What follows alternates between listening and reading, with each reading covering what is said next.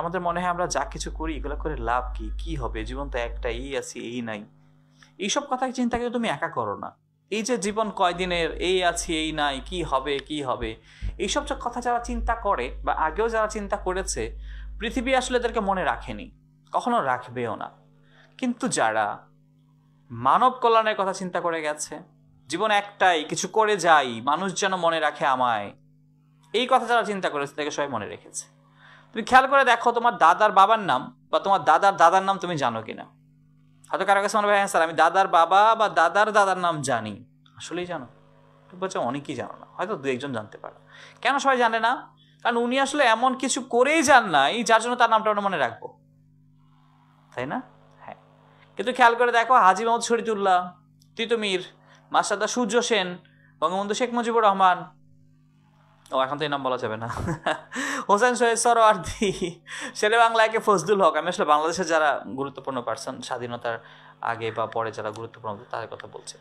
অথবা ধরো আমরা ইন্টারন্যাশনাল যদি বলি, মাদার তেরেসা, নেলসন ম্যান্ডেলা, আমরা কিন্তু এই সকল মানুষের নাম জানি। এরা কিন্তু আমাদের দাদা বাবা ভাই ভাই বোন কিচ্ছু লাগে না, কিন্তু কেন মনে রেখেছি? কারণ এরা 2 দিনের দুনিয়া, এই আছে এই নাই, এই চিন্তা করে নাই। এরা চিন্তা করেছে 2 দিনের দুনিয়া, আমি হয়তো থাকবো না, আমার কথা যেন সবাই মনে রাখে, আমি কিছু একটা করে যাই মানুষের কল্যাণের কাজ। তাদের কিন্তু আমরা মনে রেখেছি। এই পৃথিবীর ধর্ম এটা, পৃথিবীটা না কাউকে মনে রাখতে চায় না, কিন্তু মানুষের যে কাজ, সে কাজগুলো পৃথিবী মনে রাখে, এই কাজগুলো মানুষ মনে রাখে। মেহেদী হাসান না, ময়মনসিংহ এখন যাই না। ময়মনসিংহ ক্লাস নিয়েছি 2009 থেকে 2013 পর্যন্ত, একটা নয়, এরপরে মাঝে মধ্যে গিয়েছি, এখন আর যাওয়া হয় না, হয়তো পরে কোনোদিন যাবো আর কি। তো আমরা এই মানুষের কাজ, মানুষের জীবন, মানুষের যে সামগ্রিক বিষয়গুলো আছে সেগুলো নিয়ে আমরা একটু কথা বলবো। তবে সেটা আমার কথাবার্তা না, আমরা কথা বলবো রবীন্দ্রনাথ ঠাকুরের আমলে, মানে আদলে আর কি। রবীন্দ্রনাথ ঠাকুর কি করেছেন? রবীন্দ্রনাথ ঠাকুর আসলে আমাদেরকে একটা কবিতা দিয়েছেন, যে কবিতাটা আমাদের জন্য খুবই ইম্পর্টেন্ট এবং মানব জীবনের জন্য যেটা সবচেয়ে গুরুত্বপূর্ণ একটা ভাব বহন করে। সেই কবিতার নাম হচ্ছে সোনার তরী। ওকে, সোনার তরী কবিতাটা খুবই খুবই সুন্দর একটা কবিতা, আশা করি সবাই পড়েছো এটা কলেজে, লাইন বাই লাইন ব্যাখ্যা করেই পড়েছো। আমরা যেটা করতে পারি যে আমরা আসলে হুটহাট করে এই শুরু করলাম এই শেষ করলাম এরকম ভাবে পড়ানো যায়, তবে আমি আসলে এরকম করব না। আমি পুরো বাংলা ফার্স্ট পেপার প্রত্যেকটা লাইন বাই লাইন পড়াবো, তোমাদেরকে আগেই জানিয়েছি, কারণ এই লাইনগুলোই তো পরীক্ষায় আসবে, রিটেনে আসবে, লাইন থেকে প্রশ্ন আসবে। তাই আমরা যথাসম্ভব চেষ্টা করব প্রত্যেকটা লাইন বাই লাইন একটু আলোকপাত করার। ওকে, এই কবিতাটা নেওয়া হয়েছে সোনার তরী কাব্য থেকে, মানে কাব্যের নাম কবিতার নাম সেম, কাব্যের নাম কবিতার নাম সেম, কাব্যের নাম কবিতার নাম সেম। ওকে, আচ্ছা, অস্পা তোমার উত্তর পেয়েছো? প্রথম গ্রন্থ হলে কি দিবা যে? আচ্ছা ঠিক আছে, এইবার তাহলে আমরা একটু কবিতা সম্পর্কে আলোকপাত করি। আচ্ছা, আমরা ধরে নেই যে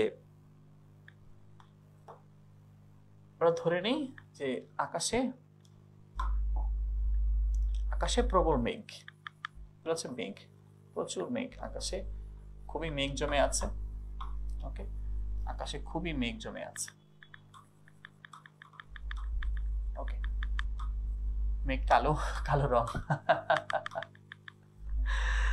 আচ্ছা,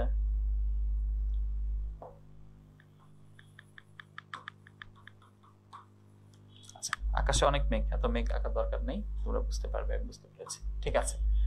এবং এই শুধু মেঘ না, মেঘ থেকে খুবই দ্রুত গতিতে বা প্রবল আকারে বৃষ্টি হচ্ছে,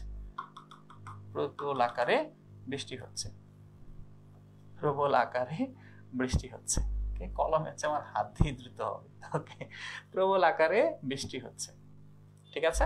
আচ্ছা, এবং এই যে মেঘ, কিছুক্ষণ পর পর আমরা দেখতে পাচ্ছি বেশ ভালো বিদ্যুৎ চমকাচ্ছে, ঠাড়া পড়তেছে আর কি, সোজা কথায় ঠাড়া পড়ে, ঠাড়া।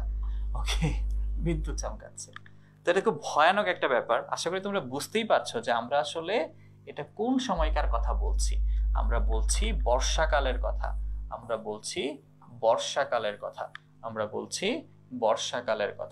এই বর্ষাকালে প্রবল বৃষ্টি হয়, এবং বর্ষাকালকে যদি আমরা আরো স্পেসিফিক করে বলি তাহলে হচ্ছে শ্রাবণ মাস।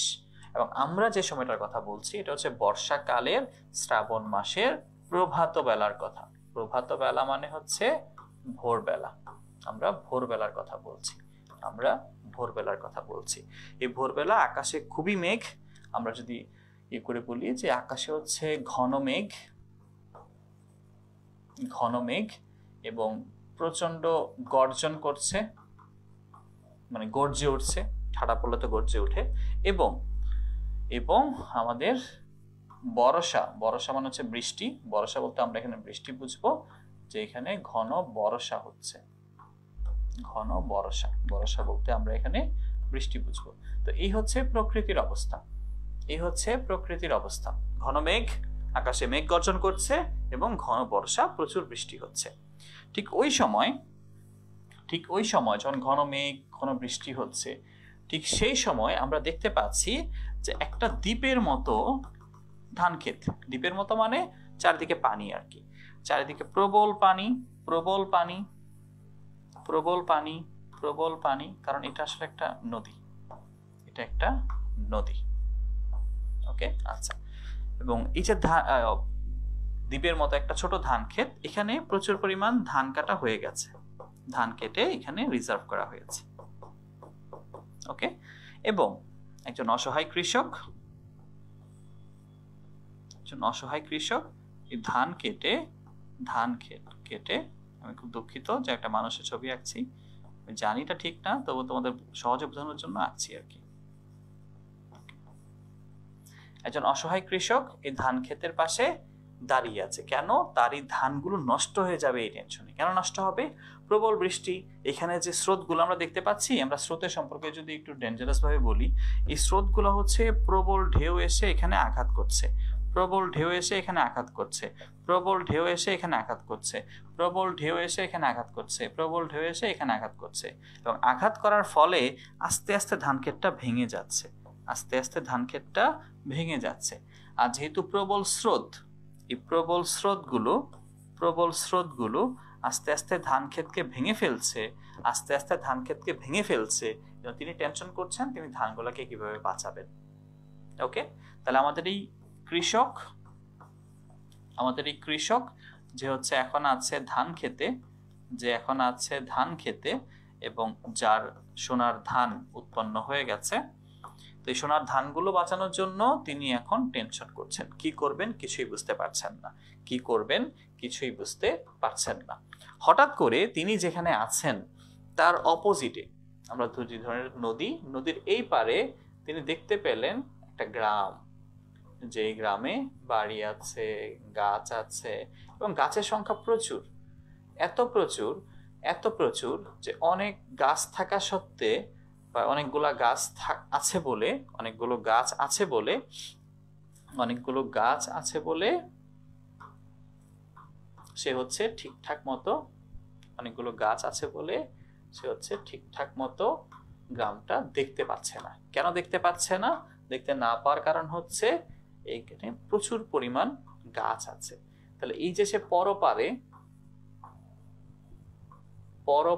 সে একটা গ্রাম দেখলো, পরপারে যে গ্রামটা সে দেখেছে, এই পরপারে গ্রামটা হচ্ছে তরু ছায়া, তরু ছায়া মানে গাছের ছায়া, এই তরু ছায়া দিয়ে একদম মশি মাখা, তরু ছায়া দিয়ে একদম মশি মাখা।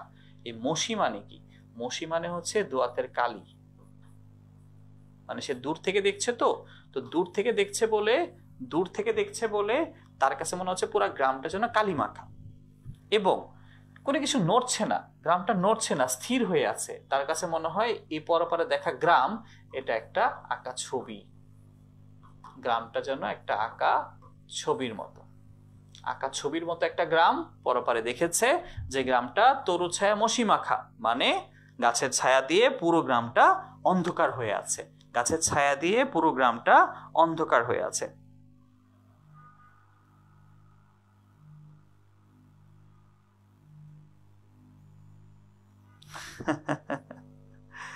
হ্যাঁ, ছবিটা পুরো বেলুন হয়ে যাচ্ছে। ওকে,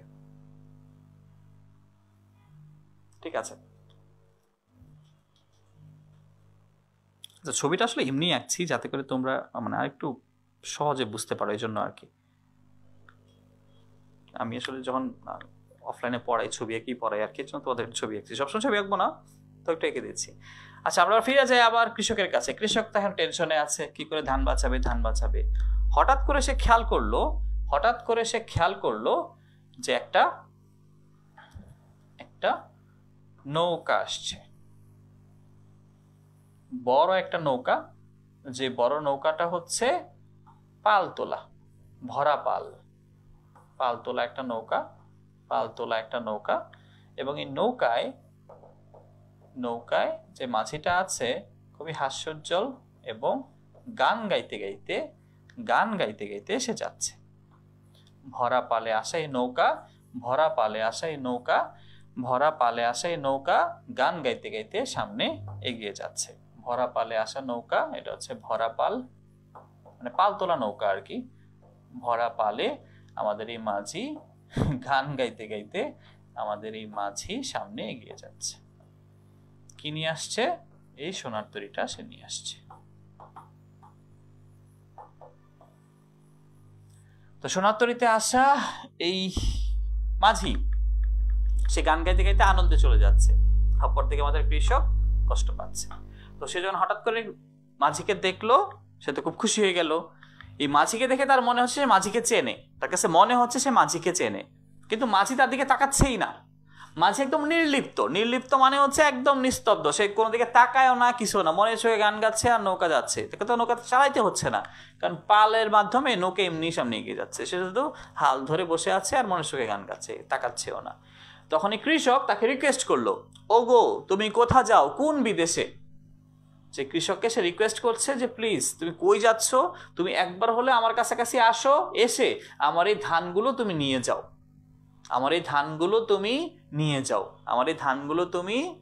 নদীগুলো নষ্ট হয়ে যাবে।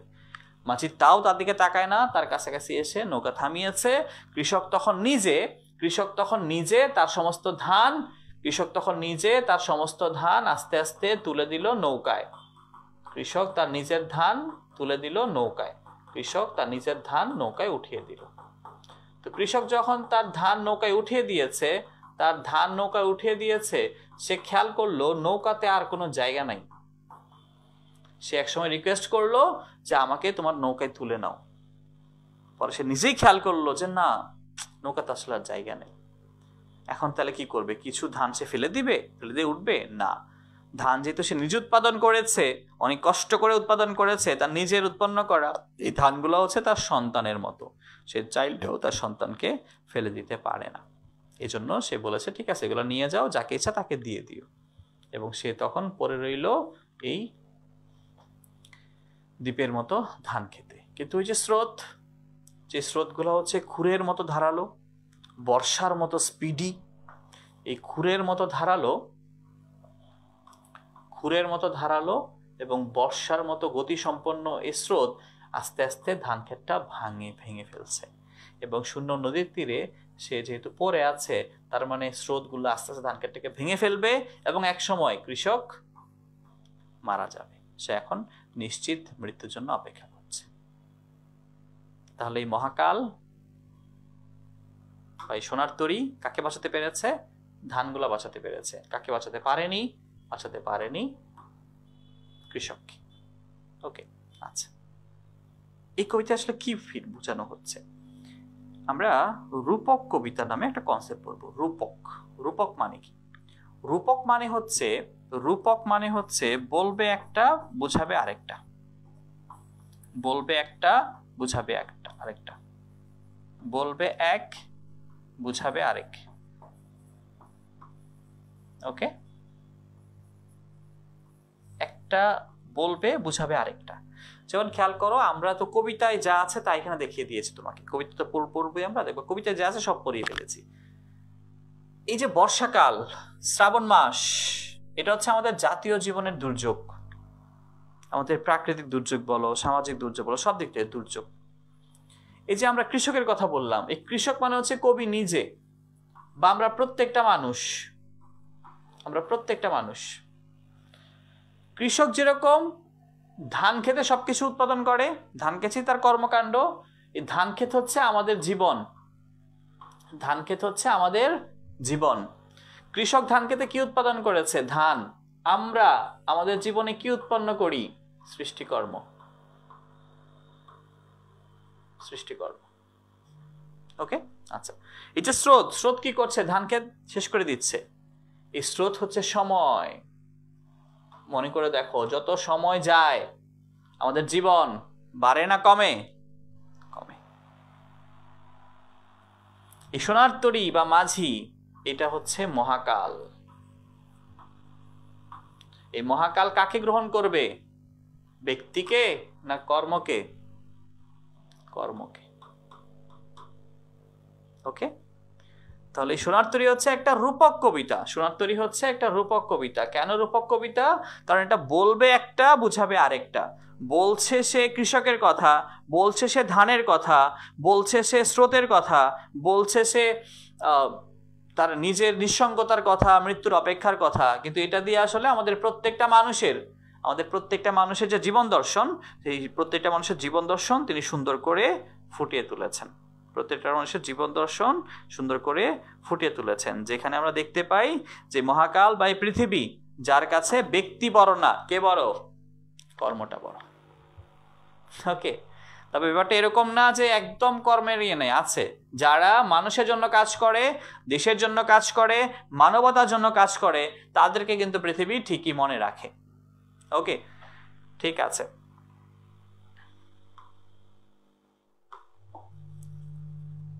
আচ্ছা, তাহলে আমরা কবিতাটা একটু দেখি, খেয়াল করো। আমরা আবার বলেছি কৃষক, কবিতা যে কৃষকটা পাবো, কৃষক লেখক নিজে বা প্রত্যেকটা মানুষ।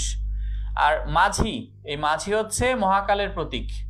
মহাকাল দিয়ে সময় বোঝাতে পারি, সৃষ্টি শুরু থেকে শেষ পর্যন্ত। ধান ক্ষেত হচ্ছে আমাদের জীবন, ধান হচ্ছে আমাদের সৃষ্টিকর্ম, স্রোত, স্রোত হচ্ছে সময়ের প্রতীক। ওকে, আগে এগুলা পড়বো, তারপর আমরা মূল পাঠে যাব। আচ্ছা, দেখো, গগনে গরজে মেঘ ঘন ভরসা। এই যে আমরা দেখেছি প্রচুর আকাশে, গগন মানে আকাশ, আকাশে প্রচুর মেঘ ছিল। যে মেঘগুলা কি করছে? যে মেঘগুলা গর্জন করছিল, মেঘগুলা গর্জন করছিল। গর্জনকে বলা হচ্ছে গরজে। গগনে গরজে মেঘ ঘন বর্ষা। এই বর্ষা মানে হচ্ছে বৃষ্টি, বর্ষা মানে হচ্ছে বৃষ্টি। যে আকাশে প্রচুর মেঘ গর্জন করছে, প্রচুর বৃষ্টি হচ্ছে। কুলে একা বসে আছি নাহি ভরসা। যে আমি নদীর কূলে একাকি বসে আছি, আমি কোনো ভরসা পাচ্ছি না।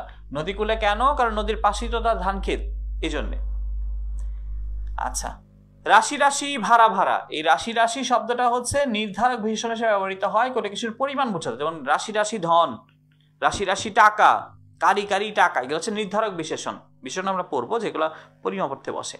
ভাড়া ভাড়া, এটাও বহু বচন অর্থে ব্যবহৃত হয়, তবে এখানে এটা বুঝিয়েছে ধান রাখার পাত্র হিসেবে, মানে ধান কেটে যেখানে রাখা হয়েছে আর কি, এক কথায় বেশি অর্থে। রাশি রাশি ভাড়া ভাড়া ধান কাটা হলো সারা। যে প্রচুর পরিমাণ ধান কাটা হয়ে গেছে। অন্যদিকে ভরা নদী ক্ষুরধারা, যে নদীর যে স্রোত, এই নদীর স্রোত হচ্ছে ক্ষুরের মতো ধারালো। ভরা নদী ক্ষুরধারা, খরপরশা। খরপরশাটা সবচেয়ে ইম্পর্টেন্ট শব্দার্থের জন্য, কারণ আমাদের পরীক্ষা কিন্তু একটা শব্দার্থ থাকে, সব অ্যাডমিশনে দেখেছি আমরা একটা শব্দার্থ থাকে, তো খেয়াল রাখবো। এই খরপরশা বলতে বোঝানো হয়েছে ধারালো বর্ষার মতো। যখন আমরা বললাম এটা ক্ষুরের মতো ধারালো, ধরো যে এটা ক্ষুরের মতো ধারালো, এটা আমি হাতে রাখলে হাত কাটবে না, যদি প্রেশার দেই, প্রেশার তখন কাটবে। তাহলে শুধু ধারালো হইলেই হবে না, স্পিডি হইতে হবে। তো এই ধারালো প্লাস বর্ষার মতো স্পিডি। ওকে, তো ক্ষুরধারা আমাদের যে নদীর ধারা, নদীর ইয়েগুলো আছে, স্রোতগুলো আছে, সেগুলো ক্ষুরের মতো ধারালো, বর্ষার মতো স্পিডি।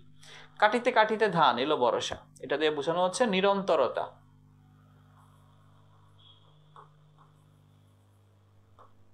নিরন্তরতা মানে খালি এক হিসেবে করতেই থাকা, ধারাবাহিক। আমি খালি ধান কেটেই গেছি, আমরা যেরকম খালি পড়েই যাচ্ছি, তোমরা আর কি পড়েই যাচ্ছ, আমি কি করছি? পড়ায় যাচ্ছি, যা যেটা কাছে একটা না করেই যাও। একখানি ছোট ক্ষেত আমি একেলা, চারিদিকে বাঁকা জল করেছে খেলা। যে ছোট্ট একটা ধান ক্ষেত, দ্বীপের মতো, আমি এখানে একা নিঃসঙ্গ অবস্থায় পড়ে আছি। কবিতার নিঃসঙ্গতা বোঝাচ্ছে, বা প্রত্যেকটা মানুষের যে নিঃসঙ্গতা সেটা আমরা ফিল করতে পারছি। চারিদিকে বাঁকা জল করেছে খেলা। বাঁকা জল, এই বাঁকা জল হচ্ছে সময়ের প্রতীক, যেটাকে আমরা স্রোত হিসেবে দেখছি আস্তে আস্তে ভাঙছে। যে ধান ক্ষেতটি ছোট দ্বীপের মতো, এর চারপাশে ঘূর্ণায়মান স্রোতের মধ্যে একটা উদ্দামতা আছে, মানে একদম পাগলের মতো, উদ্দামের মতো এসে আঘাত করছে, ভেঙে ফেলছে। এবং এই ধান ক্ষেতটার আশু মানে ভবিষ্যৎ, এই ভবিষ্যৎ বিলয়মান হওয়াকে ইঙ্গিত করছে এই অংশে, যে আস্তে আস্তে ধান ক্ষেতটা এই স্রোতের ধাক্কায় ধান ক্ষেতটা নাই হয়ে যাবে, কৃষকের অন্তিম সময় চলে আসবে। এবং সেই সময় তা সে পরপারে আঁকা ছবির মতো দেখে। পরপারের কথা মনে পড়ছে। পরপার মানে পর জীবন, যেখানে যাওয়ার জন্য আমরা সবাই অপেক্ষা করছি, এবং তা সে যেহেতু ইঙ্গিত করেই দিচ্ছে ধান খেতে সময় শেষ হয়ে যাবে, তাকে শেষ সময় তো শেষ হয়ে সেও শেষ হয়ে যাওয়া। পরপারে দেখি আঁকা, খেয়াল করো একদম আঁকা ছবির মতো সে দেখছে, তরু ছায়া মসি মাখা। মসি মানে দোয়াতের কালি, মনে আছে একটু আগে বলেছিলাম, মসি মানে হচ্ছে দোয়াতের কালি। পরপারে দেখি আঁকা তরু ছায়া মসি মাখা, যে গাছের ছায়া দিয়ে গ্রামটা কালি মাখা হয়ে আছে। গ্রামখানি মেঘে ঢাকা প্রভাত বেলা, যে গ্রামটা সে যেন প্রভাত বেলার কনসেপ্টে দেখছে, প্রভাত বেলার কনসেপ্টে দেখছে, প্রভাত বেলার কনসেপ্টে দেখছে। আশা করি তোমাদের মনে আছে এই যে আঁকা ছবির মতো পরপারের গ্রাম, যেটা তরু ছায়া মসি মাখা হয়ে আছে, এবং এটা সে কখন দেখেছে? প্রভাত বেলা। ওকে, আচ্ছা ঠিক আছে, আর দুটো মিলিয়ে দেখাই, কোনো সমস্যা নেই। আচ্ছা ঠিক আছে।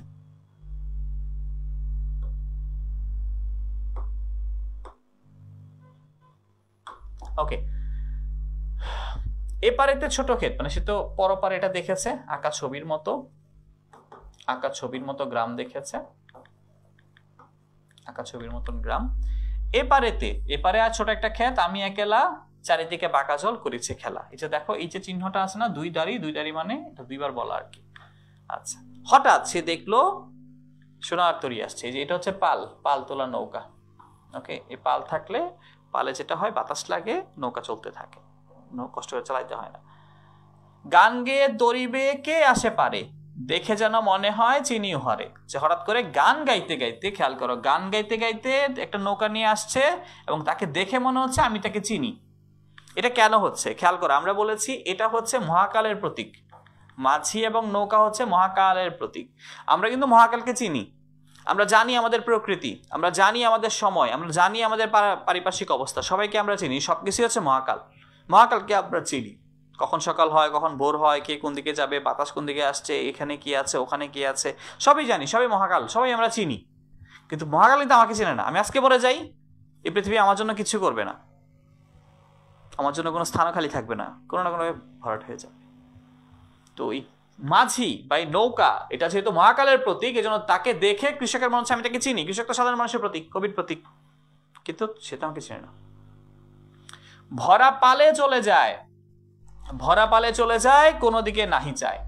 যে আমাদের এই মাঝি, আমাদের এই মাঝি হচ্ছে নিরাসক্ত, নির্লিপ্ত, নির্লিপ্ত, নির্বিকার, কাউকে তাকাচ্ছে না, চুপচাপ নিজের মতো করে সে চলে যাচ্ছে, কাউকে পাত্তা দিচ্ছে না, কি হবে না হবে তার কোনো হেডেক নাই, সে তার মতো করে গান গাইতে গাইতে চলে যাচ্ছে।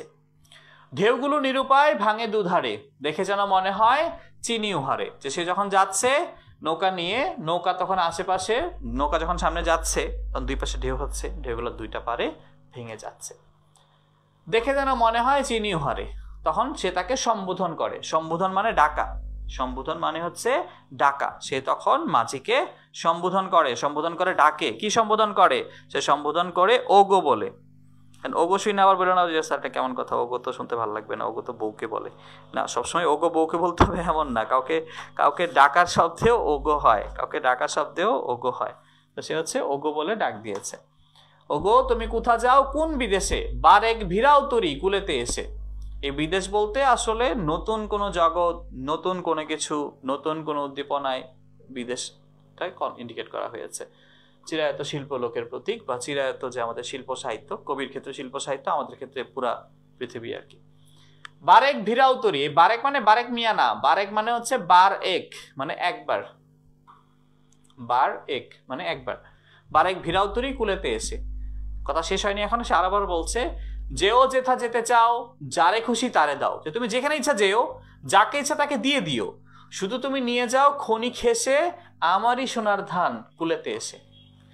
যে তোমাকে আমার রিকোয়েস্ট, তুমি কোথায় যাচ্ছ, তুমি আমার কাছে, তোমার কাছে আমার অনুরোধ, তুমি একবার আসো, এসে আমার ধানগুলো নিয়ে যাও, নিয়ে তুমি যেখানে ইচ্ছা চলে যাও, যাকে ইচ্ছা তাকে দিয়ে দিও, কোনো সমস্যা নাই, কিন্তু এগুলো নিয়ে যাও, এগুলো যেন নষ্ট না হয়। কারণ এই ধানগুলো হচ্ছে তার কাছে সন্তানের মতো, তার উৎপন্ন করা ধান, এগুলো তার সন্তানের মতো, কোনোভাবেই যেন এগুলার ক্ষতি না হয়, সে চেষ্টাই করছে। যত চাও তত লাও তরণী পরে, যত তত, এটা আমরা ইয়েতে পেয়ে যাব, নির্ধারক বিশেষণে পেয়ে যাব পরিমাণ অর্থে যখন বসে। আবার নিত্য সম্বন্ধী অব্যয়ও এটা হয়, দুইটা ক্ষেত্রে এটা বসতে পারে। অপশন দুইটা থাকবে না, আমরা পদ পড়ার সময় আবার আলোচনায় পাবো। আমরা যখন রিটেন ক্লাস করবো তখন কিন্তু এগুলো আবার ব্যাখ্যা করবো, সমস্যা নেই। যত চাও তত লাও তরণী পরে, তরণী পরে মানে তরণীর উপরে, নৌকার উপরে, তরণী মানে নৌকা। আর আছে না আর নাই দিয়েছি ভরে, মানে কবি নিজেই এগুলা বলছে, কৃষক নিজে এগুলা বলছে, মাঝি কিন্তু কিছু বলছে না, খেয়াল রাখবে, মাঝি কিচ্ছু বলছে না, কিচ্ছু না। আর আছে না আর নাই দিয়েছি ভরে, যে আর আছে না আর নাই, যা ছিল সব দিয়ে দিয়েছি। এতকাল নদীকূলে, যে এত বছর এই নদীকূলে থেকে, যাহা লয়ে ছিনু ভুলে, যা কিছু আমি উৎপন্ন করেছি সকলেই দিলাম তুলে, যে সবকিছু তোমাকে দিয়ে দিয়েছি থরে বিথরে, মানে সাজিয়ে দিয়েছি, সবকিছু আমি সাজিয়ে দিয়েছি, সবকিছু আমি সাজিয়ে দিয়েছি। এখন আমারে লহ করুণা করে, যে এখন আমাকে করুণা করে হলেও, করুণা বা দয়া করে হলেও, করুণা বা দয়া করে হলেও এখন আমাকে নিয়ে যাও। হ্যাঁ অস্পা ঠিক আছে, যারা বউকে ওগো বলে আর নেকা, হ্যাঁ ভালো বলেছো। আচ্ছা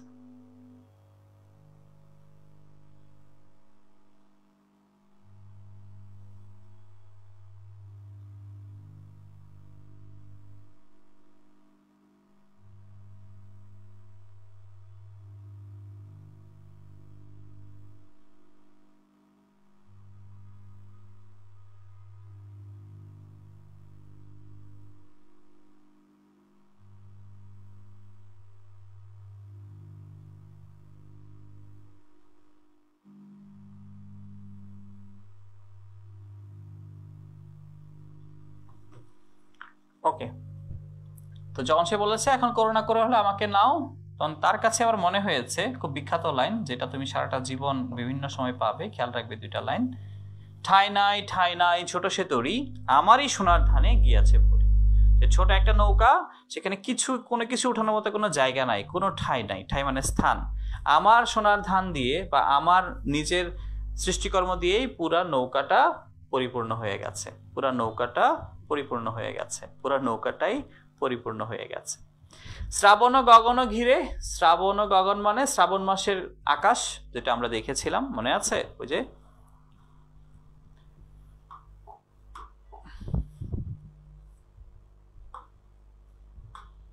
আমাদের এই যে শ্রাবণ মাসের কনসেপ্ট ছিল, যে শ্রাবণ মাসের এই অবস্থা, যেটাকে আমরা শ্রাবণ গগন বলেছি। শ্রাবণ গগন ঘিরে ঘন মেঘ ঘুরে ফিরে, যে শ্রাবণ মাসের এই আকাশ যেখানে ঘন মেঘ ঘুরে ফিরছে। শূন্য নদীর তীরে রহিন পরি, অন্যতম গুরুত্বপূর্ণ লাইন এই পুরোটা কবিতায়। শূন্য নদীর তীরে রহিন পরি মানে যে ধান তো নিয়ে গেল, আমি এখন শূন্য নদীর তীরে পড়ে আছি, শূন্য নদীর তীরে এখন আমি পড়ে আছি। আর এই শূন্য নদীর তীরে পড়ে থাকা মানে কি, এটা হচ্ছে অনিবার্য মৃত্যুর প্রতীক্ষা, সে হচ্ছে মৃত্যুর অপেক্ষা করছে। কারণ যে কৃষক যেহেতু এখন এখানে পড়ে আছে, তার মানে আস্তে আস্তে স্রোতগুলা ধান ক্ষেতটাকে ভেঙে ফেলবে এবং সে মারা যাবে। যাহা ছিল নিয়ে গেল সোনার তরী, যেমন যা কিছু ছিল সবকিছু সোনার তরী নিয়ে গেছে, আমি একাকী এই নিঃসঙ্গ অবস্থায় এই নিঃসঙ্গ ধান খেতে পড়ে আছি, এবং একটা সময় এই ধান ক্ষেত ভেঙে যাবে এবং আমি নিশ্চিত মৃত্যুবরণ করব। ওকে।